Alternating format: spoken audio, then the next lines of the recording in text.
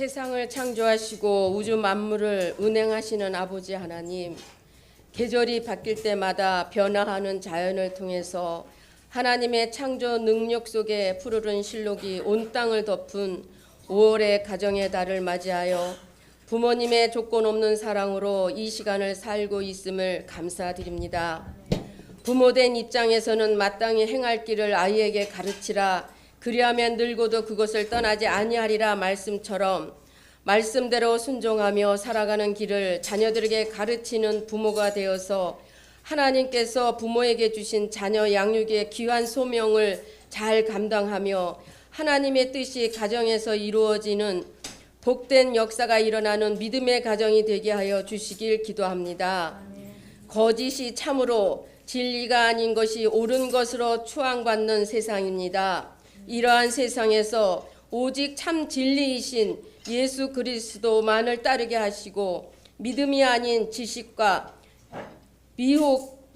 미혹하게 하는 영과 귀신의 가르침으로부터 보호하여 주심으로 대선을 앞두고 있는 이 나라가 주님의 공의와 진리가 중심이 되게 하시고 바른 생각과 섬김으로 대한민국을 하나님의 뜻 안에서 이끌어 갈 수 있는 대통령이 선출될 수 있도록 하나님이 주장하여 주시옵기만을 기도드립니다. 하나님의 섭리 가운데 세우신 화도드림교회를 통해서 어둠 속의 등불이 되기를 원합니다. 하나님이 말씀하시기를 말세에 내가 내 영을 모든 육체에 부어주리니 너희의 자녀들은 예언할 것이요 너희의 젊은이들은 환상을 보고 너희의 늙은이들은 꿈을 꾸리라 말씀처럼 저희 화도드림교회에 예언하고 환상을 보며 꿈을 꾸는 성도들로 차고 넘치게 하여 주심으로 말씀 속에서 신앙이 성숙되어져 가는 화도드림교회가 되어서 빛과 소금의 역할을 감당할 수 있는 교회로 성장시켜 주시옵기만을 기도드립니다. 말씀을 증거하시는 목사님을 성령의 권능으로 붙드시고 말씀을 통해서 우리에게 한량없으신 은혜를 베풀어 주시기를 원합니다. 말씀을 듣는 저희들은 말씀을 통해서 주시는 하나님의 음성을 듣게 하시고 성령의 큰 울림이 있도록 하심으로 주님의 임재를 경험하게 하여 주시옵기만을 기도드립니다. 예배를 위하여 수고하는 이들을 기억하여 주시며 복을 더하여 주시고 예배 가운데 영적인 기쁨이 충만한 시간 되게 하여 주시길 예수님의 이름으로 기도드리옵나이다.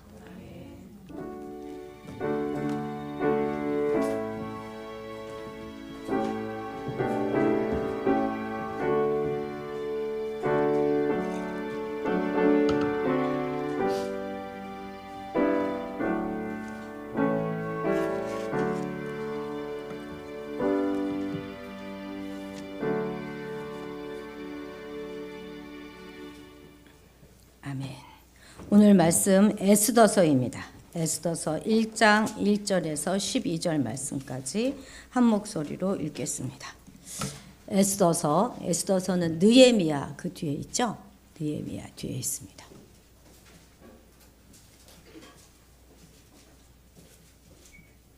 에스더서 1장 1절에서 12절까지 한 목소리로 읽겠습니다.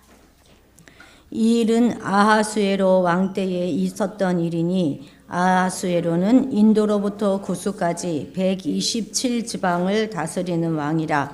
당시에 아하수에로 왕이 수산궁에서 즉위하고 왕위에 있은 지 제3년에 그의 모든 지방관과 신하들을 위하여 잔치를 베푸니 바사와 메대의 장수와 각 지방의 귀족과 지방관들이 다 왕 앞에 있는지라. 왕이 여러 날 곧 180일 동안에 그의 영화로운 나라의 부함과 위엄의 혁격함을 나타내니라. 이날이 지남에 왕이 또 도성 수산에 있는 귀천간의 백성을 위하여 왕궁 후원들에서 7일 동안 잔치를 베풀세 백색, 녹색, 청색 휘장을 자색 가는 배줄로 대리석 기둥 은고리에 메고 금과 은으로 만든 걸상을 화반석, 백석, 운모석, 흑석을 깐 땅에 진설하고 금잔으로 마시게 하니 잔의 모양이 각기 다르고 왕이 풍부하였으므로 어주가 한이 없으며 마시는 것도 법도가 있어 사람으로 억지로 마시지 않게 하니 이는 왕이 모든 국내 관리에게 명령하여 각 사람이 마음대로 하게 함이더라. 왕후 와스디도 아하수에로 왕궁에서 연인들을 위하여 잔치를 베푸니라.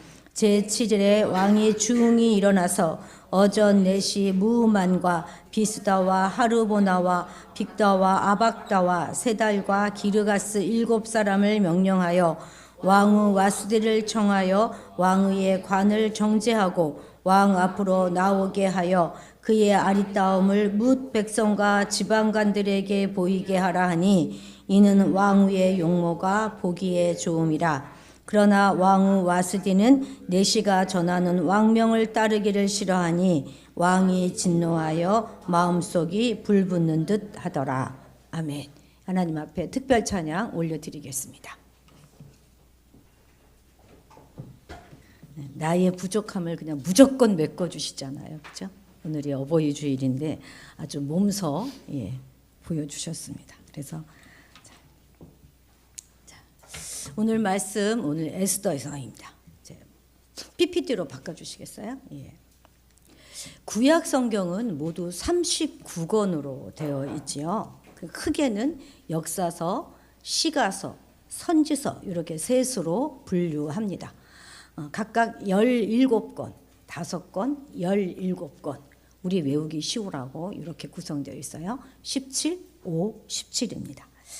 그 역사서는 구약 성경의 큰 줄기를 이루는 거예요. 거의 뭐 줄기가 이렇게 역사서이고, 그리고 이 시가서와 역사서가 그렇게 줄기를 이루고, 시가서와 이 선지서는 이 역사서를 보충해주고 더 풍부하게 드러내주는 그런 역할을 합니다.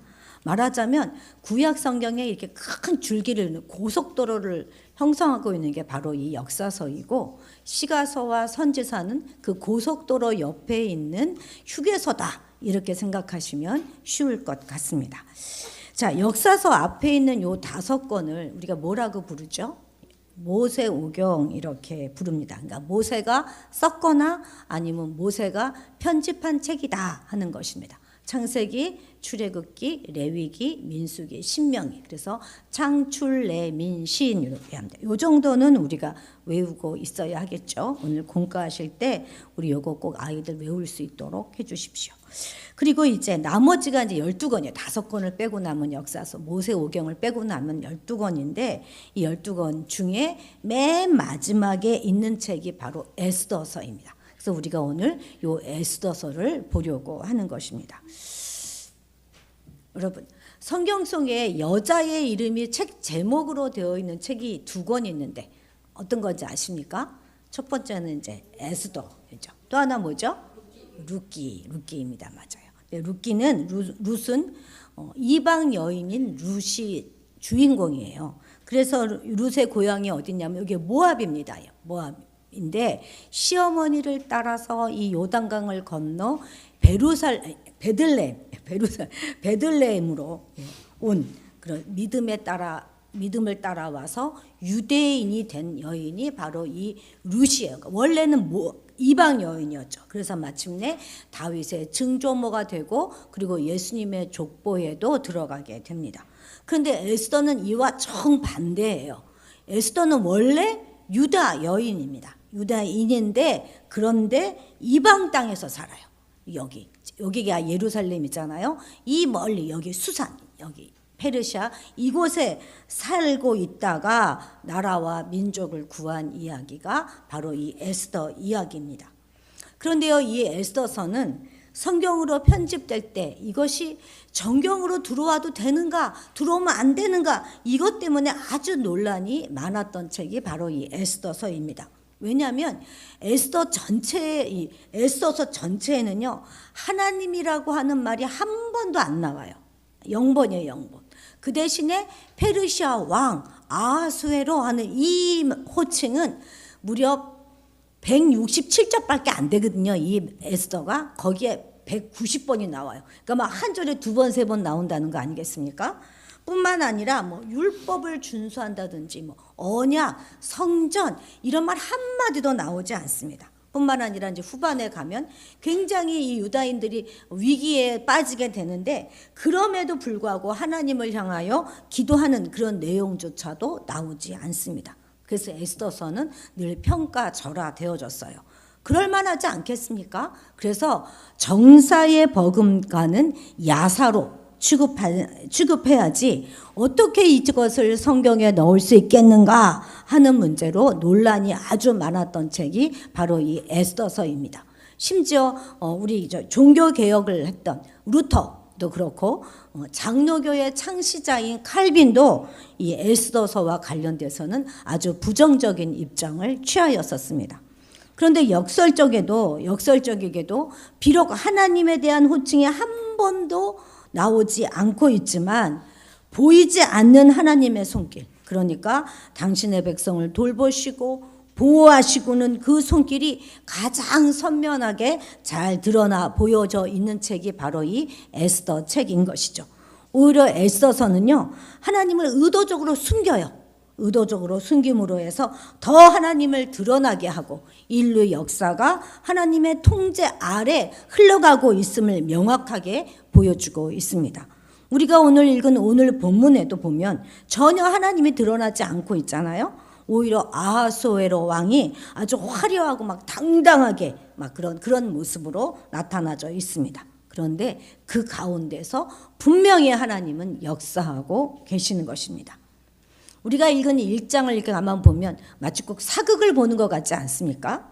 막 화려한 잔치 막 나오고 있고, 그리고 막 왕의 비율을 맞추려고 막 분주히 움직이고 있는 그런 신하들의 모습, 또 왕과 왕비의 힘겨루기, 이런 모든 것들이 다 마치 대하 드라마의 제1편, 첫 편을 보는 것 같은 그런 느낌을 우리에게 줍니다. 그런데 이제 여기 12절부터 기도도 안 나오고, 요거가 남았었군요. 12절에서 보면 분위기가 확 바뀌어요. 한번 12절 읽어볼까요? 시작. 그러나 왕후 와스디는 내시가 전하는 왕명을 따르기를 싫어하니 왕이 진노하여 마음속이 불붙는 듯 하더라. 그럽니다.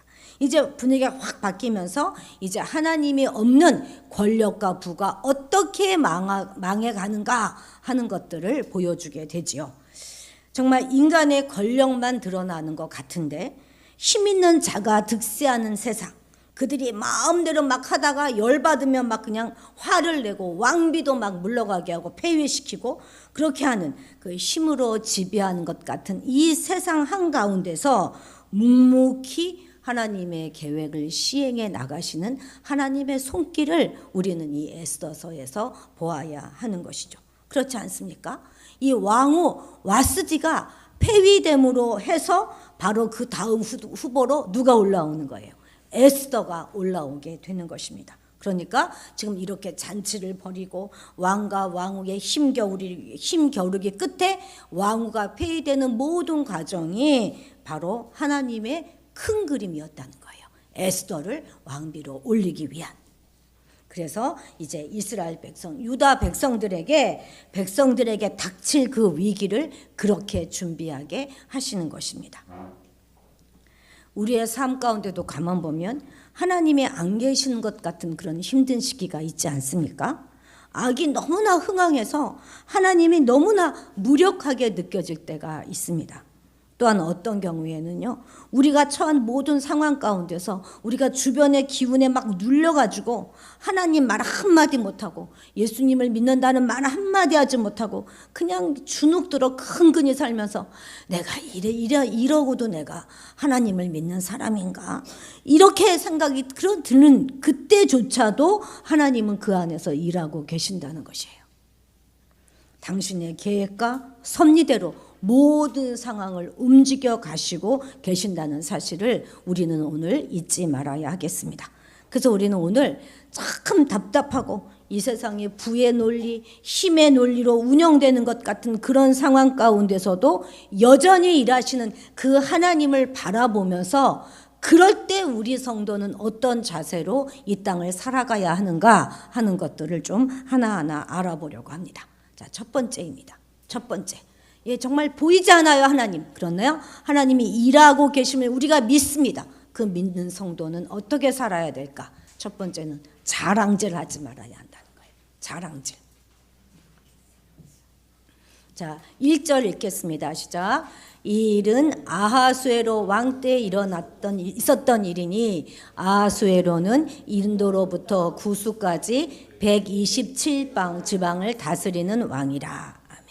여기서 나오는 이 아하수에로 왕은요, 페르시아 제국의 네 번째 왕입니다.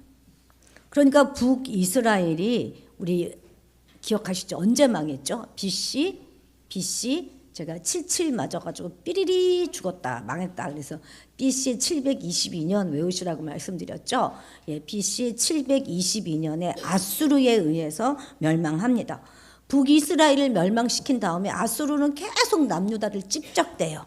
이 북이스라엘이 멸망되는 그때 남유다의 왕이 누구라고 했죠? 이것만큼은 제가 기억하시라고 했는데 히스기야 맞습니다. 히스기야 왕이었어요. 그런데 결국은 이 남유다를 아수르가 멸망시키지 못해요. 그리고 되려 자기네들이 그때 아주 신흥 강대국인 바벨론에 의해서 멸망합니다. 그리고 유다 역시 BC 568년인데 제가 잘못 적은 것 같아요. 568년에 586이 맞네요. 586년에 멸망합니다. 그리고 나서 이제 남유다는 거의 모든 사람들이 다 바벨론으로 끌려가죠. 그리고 남유다의 마지막 왕이었던 시드기야도 바벨론으로 끌어가서 70년간을 바벨론에서 포로 생활을 하게 되죠. 이렇게 갑자기 부강하게 떠올랐던 바벨론은 정말 또 갑자기 망해요. 어떤 나라에 의해서? 페르시아에 의해서 망하게 되는 것입니다. 근데 이 페르시아가 우리가 세계사에선 페르시아라고 하지만 성경에서는 바사 이렇게 부르는 나라예요. 바사입니다. 이 바사의 첫 번째 왕이 누구였냐면 고레스였어요. 그래서 이 고레스는 비록 이방의 왕이었지만 하나님이 이 고레스를 사용하세요. 그래서 고레스를 통해서 바벨론에 묶여있던 포로가 3번에 걸쳐서 여기 예루살렘으로 귀환하게 됩니다. 그래서 여기서 성전을 재건하고 모여 살게 되는데요. 이때 유대인들은 3차에 걸쳐서 무려 5만 2천 명이 예루살렘으로 돌아옵니다. 근데 이때 에스더는 돌아오지 않아요. 이유는 무엇인지 모르지만 돌아오지 않고 그냥 이방 땅인 여기에 계속 머물러 살고 있었던 유다인들의 이야기가 바로 이 에스더서인 것입니다. 그러니까 무대도 지금 예루살렘이 아니라 이 페르시아 수산성이라고 하는 곳에서 일어난 이야기다 하는 것 우리가 먼저 기억해 두어야 하겠습니다. 당시 이 페르시아는 어마어마하게 큰 나라예요. 상상도 할 수 없을 만큼 큰 나라이고 강대국입니다. 얼마나 큰 나라입니까? 이 아하수에로 왕은요, 여기 인도에서부터 구스는 오늘날의 이디오피아거든요. 여기까지 이르는 그런 큰 제국에 127개의 지방을 다스리는 그런 왕이었다고 하지 않습니까? 근데 이 아하수에로 왕은 세계사에서 헬라식으로 부르면 크세르크세스 왕이에요. 이것도 우리가 좀 기억해 두면 좋겠죠. 크세르크세스 왕입니다. 이 페르시아 제국이 얼마나 컸든지 이 제국에는 궁전이 4군데에 있었어요. 봄, 여름, 가을, 겨울 돌아다니면서 왕이 기거했는데 말하자면 수도가 4군데였다는 것입니다. 그 중에서 이 수산성은 이 크세르크세스 아하수에로 왕이 겨울에 기거했던 궁전이 바로 이 수산성입니다. 이 궁전의 화려함과 웅장함은 이루다 말로 표현할 수 없을 정도다 이렇게 말하죠. 자, 우리 3절 같이 읽어보겠습니다. 시작. 왕위에 있은 지 제3년에 그의 모든 지방관과 신하들을 위하여 잔치를 베푸니 바사와 메대의 장수와 각 지방의 귀족과 지방관들이 다 왕 앞에 있는지라. 아멘. 그러니까 아하수에로 왕이 BC 486년에 즉위했으니까 그 3년 뒤에 잔치를 벌였다는 거 아니겠습니까? 근데 이거는 그냥 놀자는 그런 잔치가 아니었어요. 아하수에로 왕은 즉위하면서 바로 그리스와의 전쟁을 아주 준비합니다. 이것이 바로 무슨 전쟁이냐면 아주 세계사에서 유명한 페르시아 전쟁이에요. 페르시아. 이 페르시아 전쟁은 페르시아와 그리스 사이에 있었던 4차례에 걸친 전쟁입니다. 근데 앞에 요 두 전쟁은 아하수에로가 한 것이 아니라 그의 아버지인 다리오 1세가 벌였던 전쟁이었어요. 그런데 1차 전쟁에서는 아주 일방적으로 이 페르시아가 이깁니다. 그런데 2차 전쟁에서는 무려 6만 명을 끌고 전쟁을 일으켰는데 아테네를 막 공격했음에도 불구하고 그리스 연합군에 의해서 대패배를 하고 후퇴하게 됩니다. 그리고 다시 이제 아테네 원정을 이제 내가 이렇게 질 수는 없다. 다시 또 계획하고 준비하다가 그 뜻을 이루지 못하고 다리오 1세는 그냥 죽습니다. 그리고 나서 그 아들 아하수에로가 즉위하자마자 아버지의 원수를 갚기 위하여 절치부심하면서 전쟁 준비를 한 것입니다. 그리고 이제 어느 정도 전쟁 준비를 다 마쳤어요. 다 끝나고 난 다음에 잔치를 벌임으로 해서 그리스도 원정에 대하여 준비 상황을 점검하고 동시 제국 내 여러 민족들을 다 불러서 단결력을 고취시키고 사기를 진작시키기 위해서 벌였던 잔치가 바로 이 잔치인 것입니다. 그러니까 즉위하자마자 3년 내에 전쟁 준비를 하고 이제 그리고 나서 이렇게 잔치를 벌이는 거죠. 자, 127개도의 모든 관리들을 다 불렀다는 거 아니겠습니까? 아마 전부에서 한 15,000명 정도는 됐을 것이다. 이렇게 추측하는데요. 이 잔치가 얼마 동안 계속됐다고요? 얼마 정도요? 자, 읽어볼까요? 시작. 왕이 여러 날 곧 180일 동안에 그의 영화로운 나라의 부함과 위엄과 혁혁함을 나타내는지라. 무려 180일 동안 잔치를 했어요. 180일이면 여러분 제가 지금 뭐라 그랬어요? 들으셨습니까? 네, 들으셨죠? 네. 꿈에도 못 잊을 이름을 제가 불렀습니다. 여러분 180일 있잖아요. 6개월이에요. 6개월. 1년의 반을 잔치를 한 것입니다. 물론 참여한 모든 사람이 다 180일 동안 이렇게 막 부어라 마셨다 했다는 것은 아니죠. 워낙 땅이 넓으니까 막 멀리서부터 오니까 늦게 도착한 사람, 일찍 온 사람, 또 돌아가는 사람 이렇게 막 들랑달랑 하면서 180일 동안 잔치를 했다는 거예요. 이 잔치를 통해서 아하수에로는 자기 나라의 부함과 위엄과 혁혁함을 그냥 내가 얼마나 대단한 왕인가 하는 것을 막 자랑했다는 것입니다. 그러니 이 잔치가 얼마나 대단하고 화려한 잔치가 되었을지 우리가 짐작하고도 남습니다. 아주 화려한 휘장을요, 막 망국기 같은 것들을 이런 막 대리석 기둥에 은고리를 막 메워놓고 막 형형색색의 휘장을 쳤다는 거예요. 그러니 정말 그 형언하기가 어려울 만큼 화려한 분위기를 연출하였을 것입니다. 술을 금잔에 마시게 했대요. 그런데 그 금잔의 모양이 다 각기 달랐다. 이 말을 구태여 여기에 왜 적어 넣겠습니까?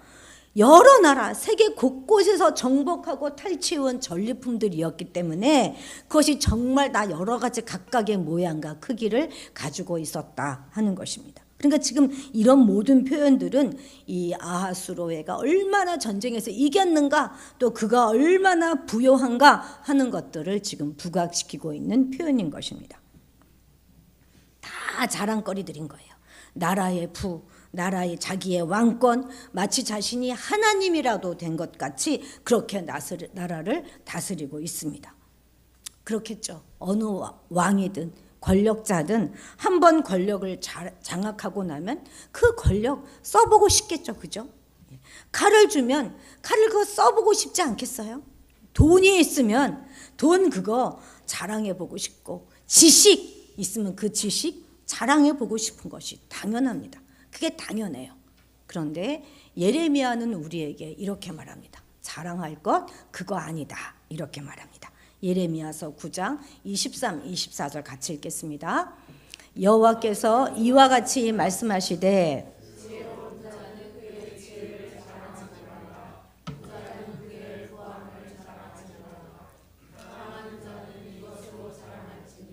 곧 명철하여 나를 아는 것과 여호와는 사랑과 정의와 공의를 땅에 행하는 자인 줄 깨닫는 것이라.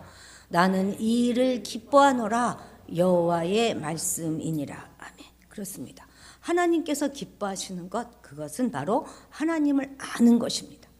이것이 우리가 자랑해야 될 것인 거예요. 우리가 자랑해야 될 것, 그것은 바로 하나님이 우리 아버지가 되심, 그것을 자랑해야 하는 것인 거예요. 그분의 명철하심, 그거 하나밖에 우리가 자랑할 것이 없습니다. 인생의 그 어떤 것도 자랑거리가 되어서는 안 되는 거예요.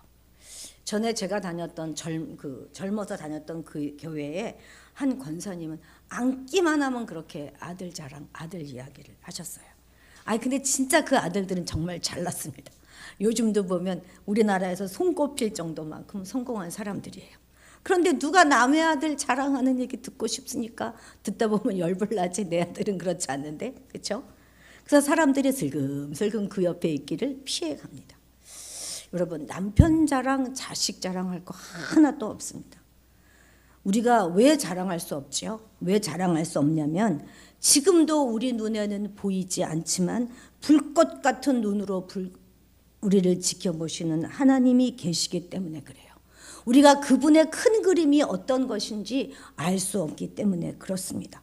도저히 우리의 머리로는 가늠해 볼 수가 없어요.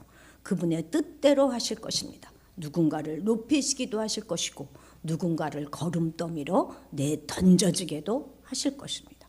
그래서 우리는 자랑할 수가 없는 거예요. 우리 겸손합시다. 그만 자랑질 하십시다. 우리가 자랑할 것은 오직 하나님밖에 없다 하는 것 잊지 말고 꼭 우리 영에 새겨두어야 하겠습니다. 자, 두 번째입니다. 두 번째는 멈출 줄 알아야 한다는 거예요. 어디까지? 여기까지만 해야 되는 거예요. 멈출 줄 알아야 하는 거. 어려운 말로는 절제 이렇게 표현할 수 있겠죠. 아하수에로는 그의 아버지의 뒤를 이어서 두 번 더 전쟁을 치러요. 3차 전쟁, 4차 전쟁은 아하수에로가 치르게 되는데요. 이 두 번의 전쟁이 모두 다 패하게 됩니다. 이 두 번의 전쟁이 뭐냐면 세계에 있어서 그렇게 유명한 살라미스 해전 그리고 플라타 전투 이 두 개입니다. 특히 이 살라미스 해전은요. 세계 3대 해전으로 손꼽히는 해전이고 영화 여러분 300 보셨습니까? 300? 300이란 영화의 배경이 되는 전쟁이 바로 이 살라미스 전쟁이에요. 이 페르시아와 그리스와 간의 전쟁입니다. 그래서 이 영화에 보면 성경에 나오는 아하수에로 왕, 크세스 왕이 저렇게 나와요. 저랬을까요, 정말? 아무튼 저런 모습으로 나옵니다. 한번 기회가 되시면 보시면 참 좋겠습니다.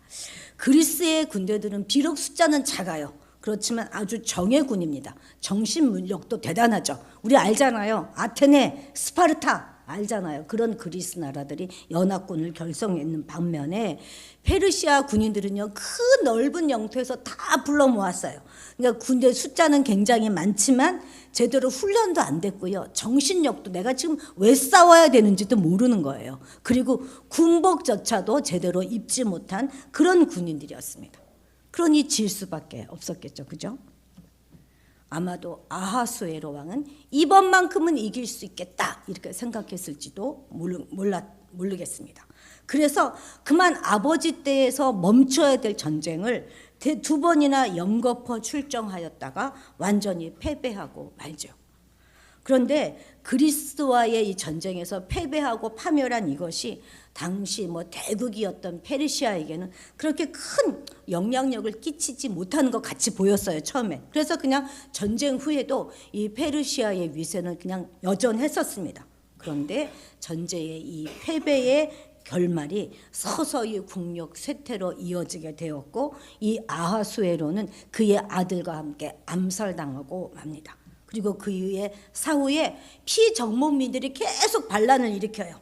그리고 지배층들이 분열되고 그래서 마침내 몰락하게 되고 그 이후에 헬라 제국에게 그 모든 영광을 넘겨주게 되는 것입니다.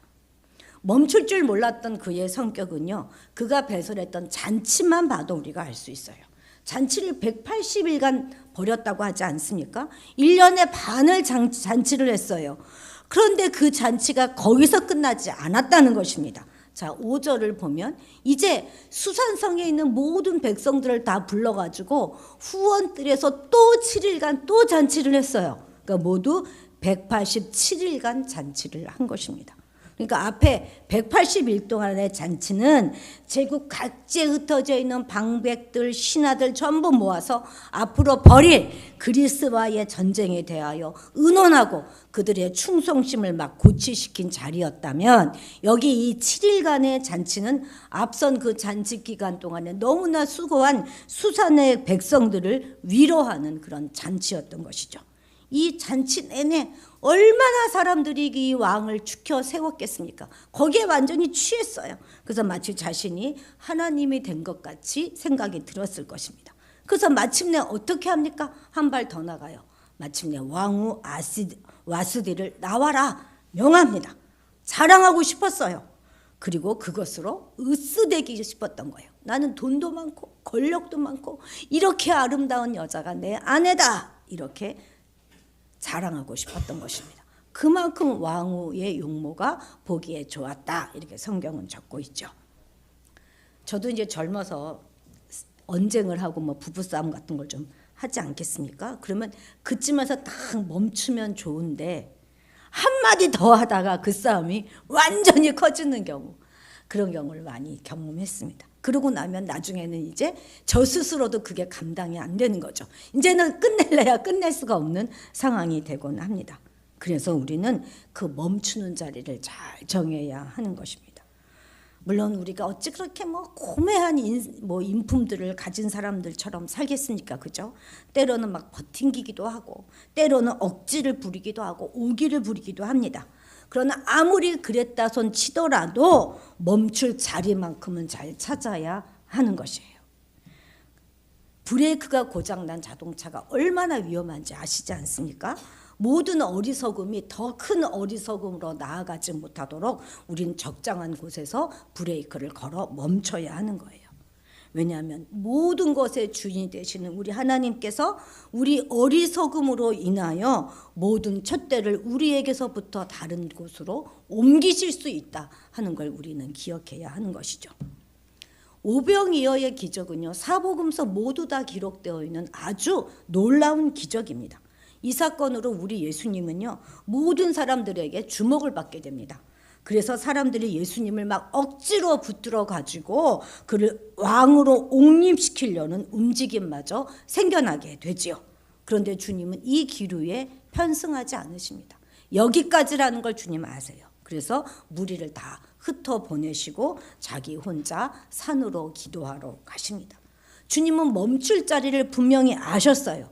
바로 이러한 주님의 모습을 우리는 배워야 하는 것이죠. 멈추지 못했던 아하수에로 왕의 모든 권력이 다른 사람에게로 그대로 옮겨지지 않습니까? 우리의 게으름도 그래요. 우리의 어리석음도 그렇습니다. 우리의 똥배짱도, 우리의 개김도 어느 한도는 넘지 않도록 우리의 감정을 잘 조절해야 하겠습니다. 우리 다음 세대들도 땡깡 부릴 수 있습니다. 여러분들 사춘기시라면서요. 할 수 있어요. 하지만 얼른 집어넣을 줄도 알아야 하는 거예요. 계속 고집 피우지 마십시오. 자랑질, 그것도 선을 넘으면 추해집니다. 이렇게 하는 것이 바로 고성한 말로 자아를 죽이는 것이고 절제하는 것입니다. 자기 자아를 그냥 마음껏, 죄송합니다 이런 표현 써서 지랄 발광하도록 내버려 두는 거, 그거 정말 어리석은 일입니다. 조절하지 못하면 어떻게 됩니까? 모든 중독이요, 멈출 줄 몰라서 생기는 거예요.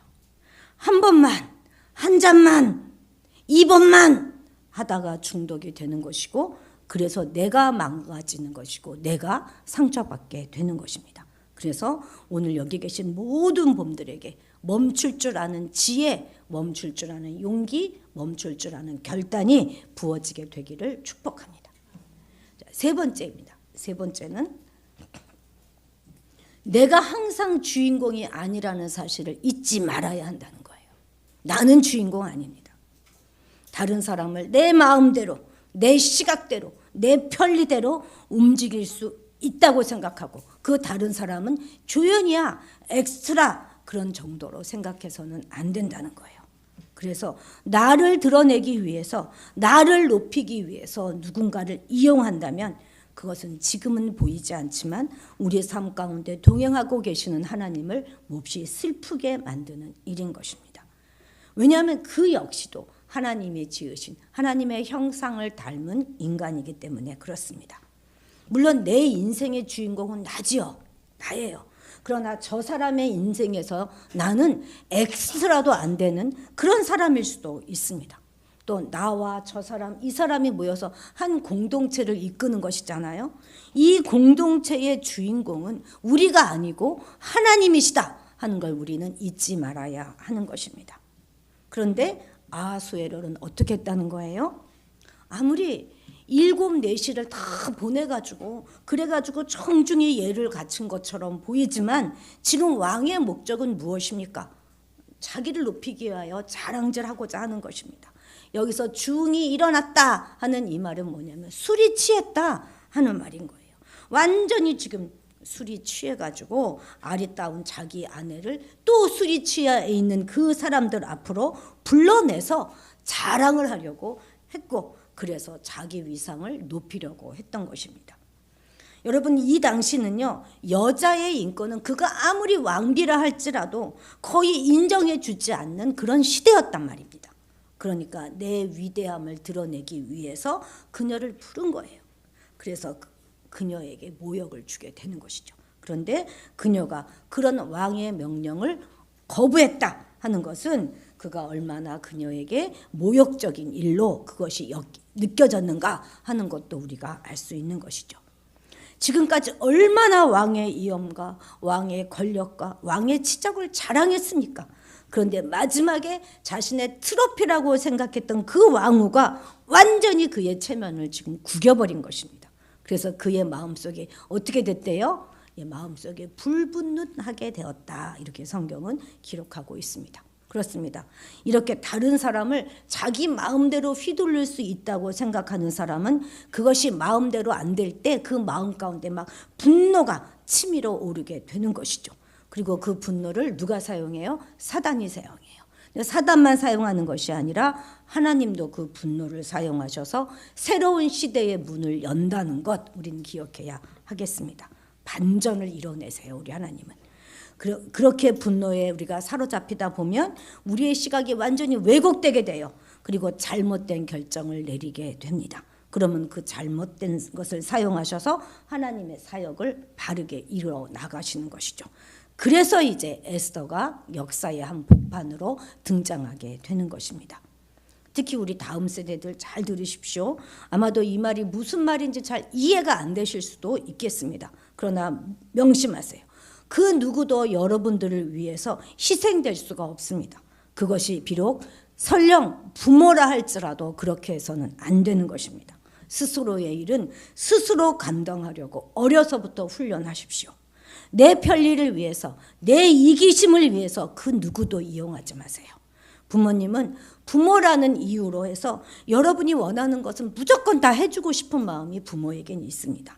그래서 자녀들이 애당초 과한 것은 요구하지 말아야 하는 거예요. 부모님이 그렇게 과하게 해주시는 그것을 당연히 여기고 나의 화풀이 대상으로 또 그 상대로 나의 편리함의 도구로 함부로 대하는 자들에 대해서는 반드시 하나님이 갚으실 것입니다. 고귀한 것은 고귀하게 아는 것, 또 하나님이 허락하신 귀한 것들은 귀하게 대접하고 또 어울려 함께 살아가는 그런 법들을 우리는 반드시 배워야만 하겠습니다. 하루하루 우리가 살아가는 걸 돌아보면 참 연약하고 부끄러울 때가 많습니다. 우리의 삶의 현장 속에서 때로 하나님이라고 말도 하지 못하고 교회와 성전 자랑 한마디 하지 못하고 그래도 괜찮습니다. 그래도 하나님은 역사하고 계세요. 때로 이 세상 가운데 나는 그냥 내던져 있다 이렇게 생각이 될 수도 있습니다. 근데 여러분, 우리는 던져진 것이 아니라 뿌려진 것입니다. 던져진 것이 아니라 버려진 것이 아니라 뿌려진 거예요. 그러면 던져진 것과 뿌려진 것의 차이가 무엇이겠습니까? 뿌려진 것에는 뿌린 이에 의도가 있는 것입니다. 목적이 있는 것이에요. 하나님이 우리를 뿌리셨고 우리로 하여금 거기서 뿌리를 내리게 하실 것입니다. 그 삶의 자리에서 뿌리를 내리고 줄기가 자라고 잎이 나고 그리고 열매를 맺어서 하나님의 은혜의 거목으로 자라나게 하실 것입니다. 하나님은 늘 우리에게 보이지 않지만 늘 우리의 일상을 응원해 주고 계세요. 하나님은 침묵하고 계시는 것 같지만 늘 우리를 지지해 주고 계십니다. 하나님이 없어 보이는 왕궁 이야기 속에서 하나님은 살아계시고 일하시고 계셨어요. 그처럼 하나님이 없어 보이는 것 같은 우리의 직장 생활 가운데서, 하나님이 전혀 없어 보이는 것 같은 우리의 사업체 가운데서, 하나님이 도무지 일하시고 있지 않는 것 같은 우리의 학교 생활 가운데, 하나님이 너무나 힘이 없어 보이는 이 세상 가운데서 하나님은 여전히 일하시고 계심을 잊지 마시기 바랍니다. 우리 그 하나님을 바라보시고 겸손하게 그리고 절제하면서 모든 이들과 어울려 하나님의 큰 그림을 바라보며 살아가시는 여러분들이 되시기를 주님의 이름으로 축복합니다. 기도하시겠습니다.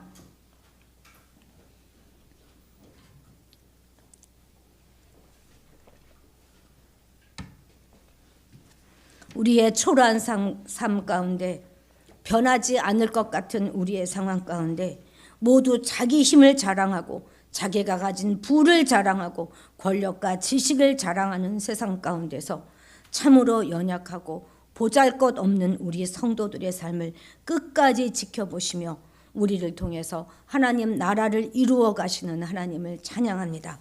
어떤 순간에도 늘 우리와 동행하시고 하나님의 큰 그림을 마침내 이루어 가시는 하나님을 기억하고 오늘도 겸손하며 절제하며 이웃과 가족을 귀중히 여기며 살아가는 우리가 되게 하옵소서. 우리의 하루하루의 삶에 하나님의 계획과 섭리가 있음을 믿습니다. 우리의 삶을 늘 응원해 주시고 지지해 주시는 하나님께 모든 영광과 감사를 올려드리며 모든 말씀 예수님의 이름으로 기도드렸습니다. 아멘. 아멘. 찬송가 반주해 주세요. 545장입니다.